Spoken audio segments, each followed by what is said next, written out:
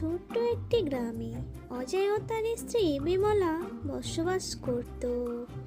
অজয় ছিল একজন কাঠুরিয়া।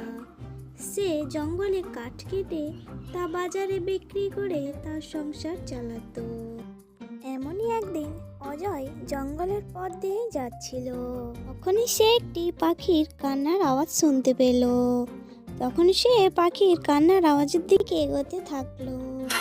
কি হয়েছে তোমার, কাঁদছো কেন? পর টুনি বলল, এক দুষ্টু ডাইনি আমাকে বেঁধে রেখেছে।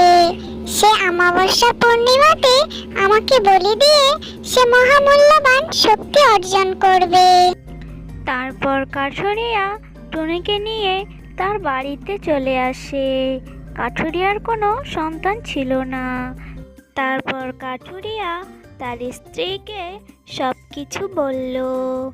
তার স্ত্রী সব শুনে খুব খুশি হয়ে গেল এবং টুনিকে তারা তাদের সন্তানের মতো লালন পালন করতে লাগলো এবং টুনিও তাদের কাছে ভীষণ খুশিতে থাকতে লাগলো।